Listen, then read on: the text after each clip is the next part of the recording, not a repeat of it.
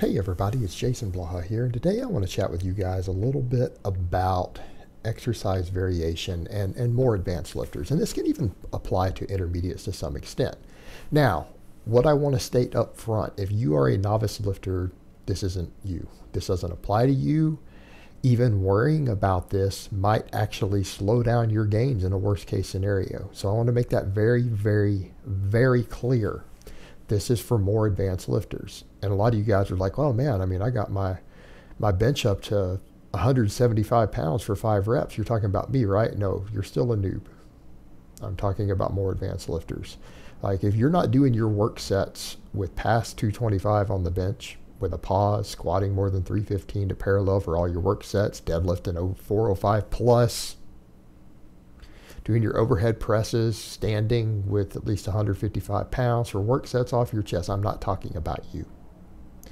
If you're below that standard, ignore this video. You can listen to it to learn things that are going to be useful to you a year or two from now, but this doesn't apply to you. And I want to make that very, very clear. You absolutely do not need much in the way of exercise variation for a novice. You need to build a strength base on all your basic lifts. So when we talk about exercise variation, I don't mean that you need extreme variations to get the effect I'm talking about.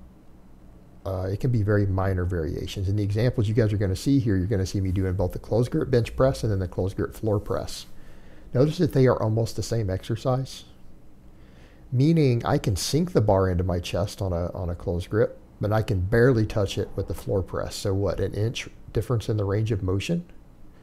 I can't use leg drive. The bar path is going to be slightly different on the floor press. And we use leg drive on the closed grip bench, right? So there's a little bit of leg drive. So there's some subtle differences, but it's a very, very similar exercise. But is it the same? No, there's a bar path variation. Same thing, you're going to see me doing back squats in here, and then you're going to see me doing safety bar squats. Same range of motion. Slight difference in the forces being exerted and trying to stay upright. It's a little bit different there. But these are very, very close exercises, aren't they? This is what I mean by some exercise variation. Now, what is it that we're seeking from this? We're seeking two things. Number one, we are seeking to reduce injuries, right? We're seeking to reduce injuries. Number two, we're trying to work around the biological law of adaptation, which means that sometimes you stop progressing. When your body acclimates or adapts to something, which is a good thing, by the way. People actually say that like it's a bad thing. Oh, you don't want to adapt. No, you want to adapt. Do you understand that adaptation is what makes a muscle grow? It's what makes you stronger. It's what makes you faster. It's what improves your work capacity, your endurance, all these things. That is adaptation. If you gain muscle, that's an adaptation.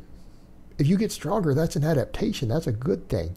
The problem we run into is that the more advanced we get, the more difficult it becomes to make further adaptations without adjusting training stress.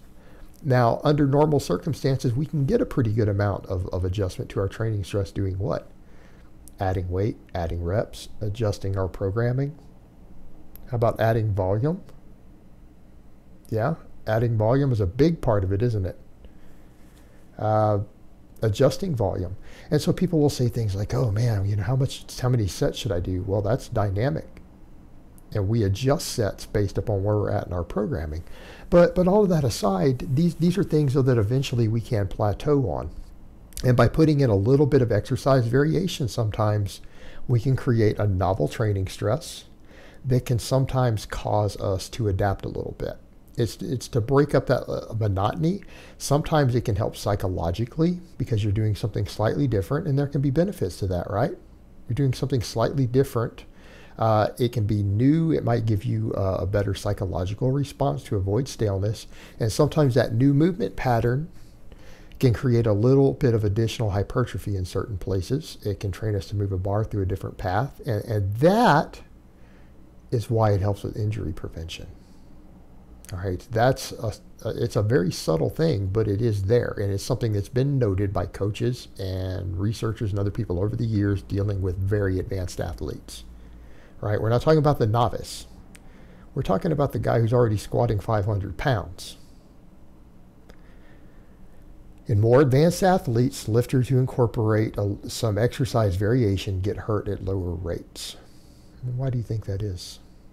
Because when we're lifting very heavy or we are doing limit sets, what tends to happen?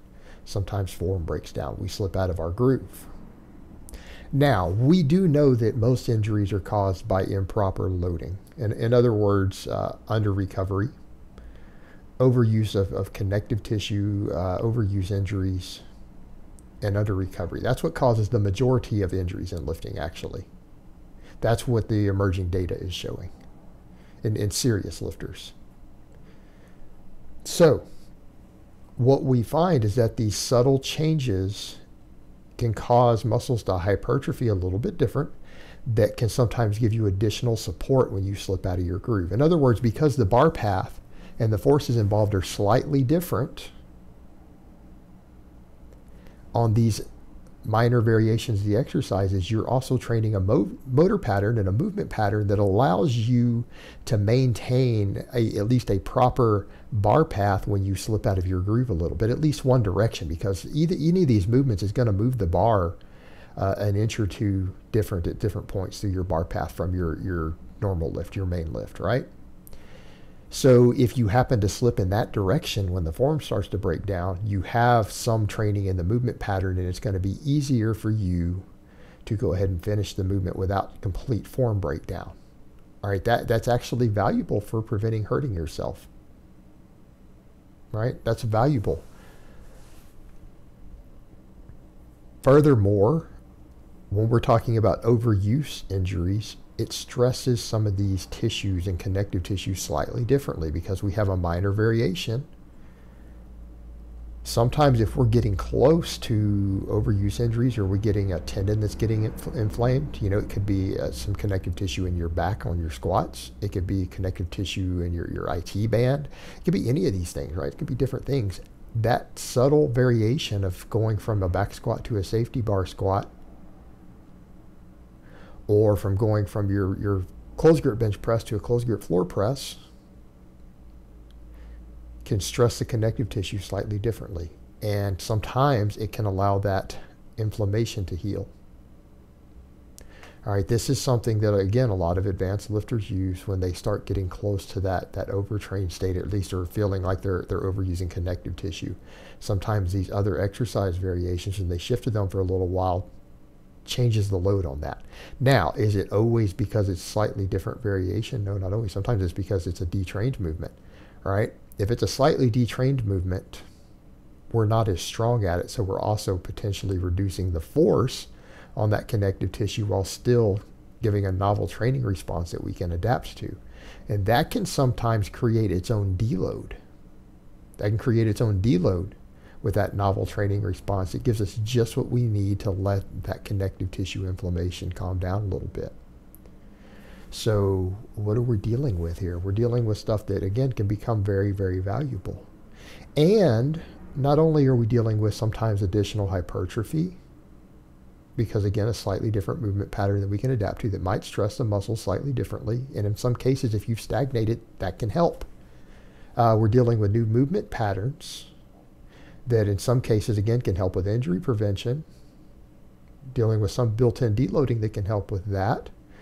But by that same token, these are close variations, aren't they? Yeah, they have carryover. These are exercises that we wouldn't count as accessory movements to these main lifts. They're assistance movements.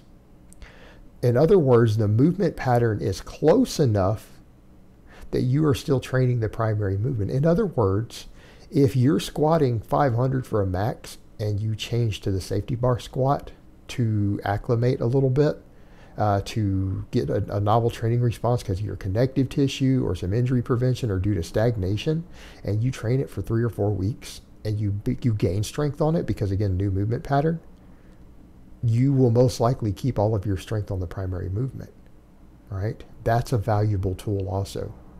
That's a very valuable tool. So that is one of the benefits of these exercise variations that are these close variations, is that we can train them for a period of time and oftentimes lose absolutely nothing off of the primary lift, even though we haven't done it.